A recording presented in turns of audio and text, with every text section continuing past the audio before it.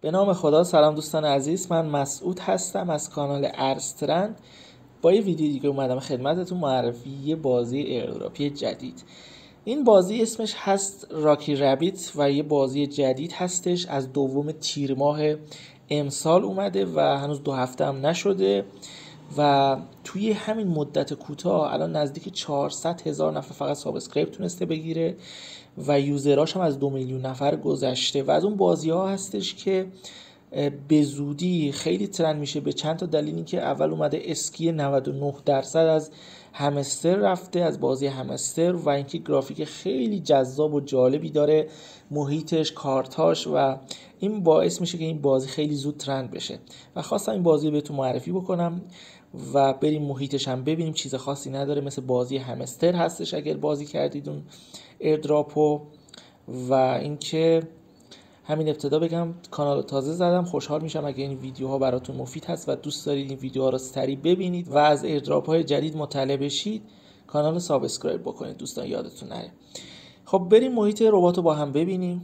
اینجا محیط ربات هستش و میبینید که خیلی شبیه بازی همستر طراحی شده. شما به دو روش میتونید این سکه ها یا توکناش رو بیاد ماین بکنید. یکی این هست که مثل همستر بیاد روی این سکه کلیک بکنید و ماین بکنید و با ارتقای هر لول هم خب قاعدتا این کاراکتر هم عوض میشه.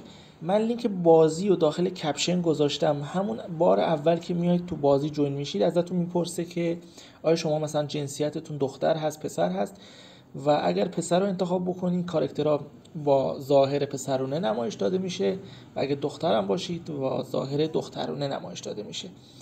و اینم بگم که خب توی بالا ما چند تا تب داریم، مثلا یکیش پروفیت هست وسطی، این هم پروفیت هست و میتونید ارتقا بدید خودش ماین بکنه.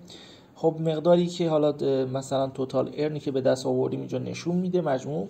قسمت اسپانسر رو داریم که شما روش کلیک بکنید اینا رو میاره بایننس، بای بیت، یه سری صرافی هست و دو تا مورد آخر یعنی سولانا و تون کوین. این دوتا مورد بلاک چین هستن و هر دوتاشون هم ارز دیجیتال هم هستن.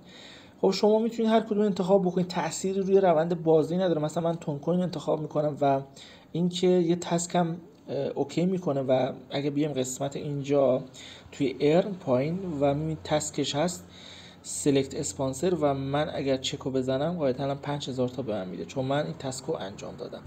خب برمیگردیم اینجا. خب موارد بالا بهتون گفتم، اسپانسرم انتخاب کردم و توی پایین صفحه خب اینو داریم که شاش هستش. اگه روش کلیک بکنیم حالت بوتسه میاد، یعنی با اینجا هر دوتاشون یکی هستش و خب اینجا میتونیم بیایم اون تعداد تپ کلیک کردن رو افزایش بدیم، مثلا روی 1 هستش. خب و اینجا اگه من مثلا 2000 تا بدم یه دونه دیگه اضافه میشه و 2 میشه. خب انرژی لیمیت رو داریم، اینو میتونیم افزایش بدیم. این برای موقعی هست شما میخواهید مثلا با کلیک کردن اینو ماین بکنید، ولی برای مثلا ماین کردن خودکارش باید اون پروفیت رو افزایش بدیم مثل همستر. خب قسمت ارن رو داریم که همون تسکاش اینجا قرار میگیره. تسک اولش همون دیلی هستش، مثلا من روز اول کلیم میزنم، خب اینقدر داد. روز دوم یعنی فردا اومدم دوباره سر زدم به ربات، میتونم اینو که برام فعال شده کلیم بکنم روز سوم و روز آخرم که 32000 تا میده.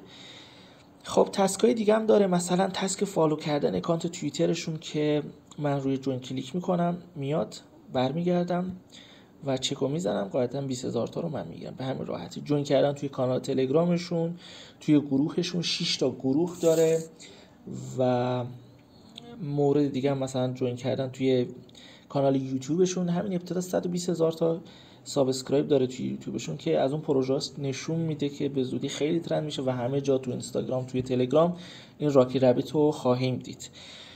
خب این از قسمت تسکاش رو داریم. قسمت بیایم فرند و توی قسمت فرند خب میبینید که عین همستر هست با یک گرافیک جذابتر، یه لول بالاتر و یه نکته داره، یه تفاوتی داره با همستر. این تفاوتش اینه که شما به ازای هر فرند یه مقدار تون هم به شما میده و واقعی هم هست، ولی خیلی این مقدار کمه، مثلا 1/1000 تون.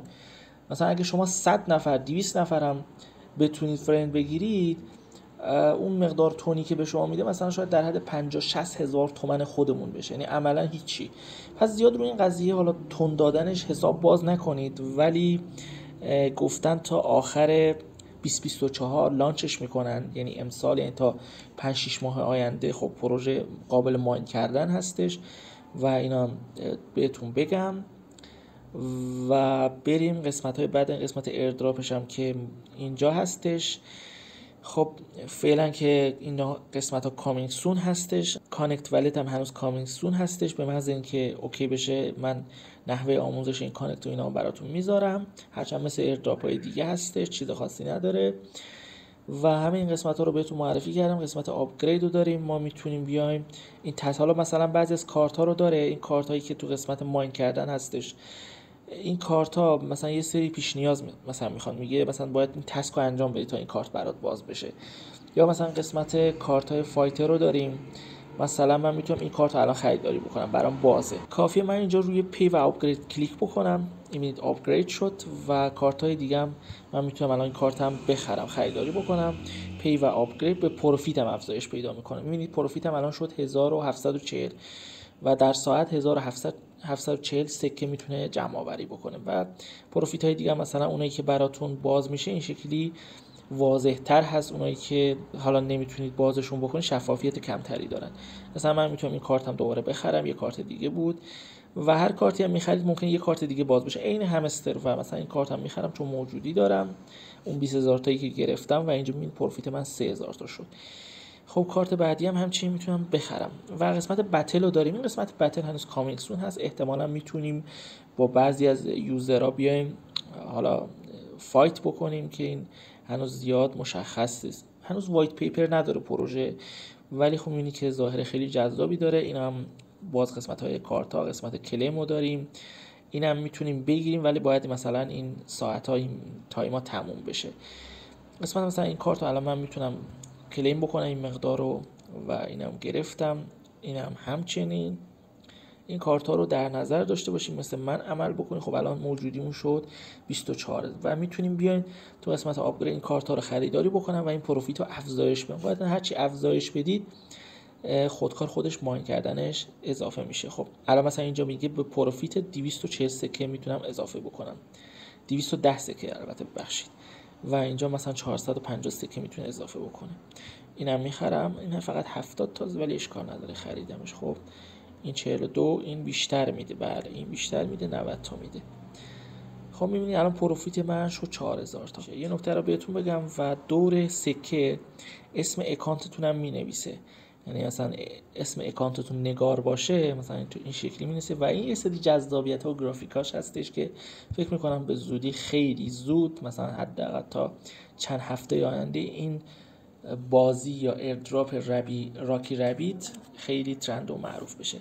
اگه مفید بود براتون ویدیو خوشحال میشم سابسکرایب بکنید، لایک بکنید و به دوستانتون هم معرفی بکنید. تا ویدیو بعدی فعلا خدا نگهدار.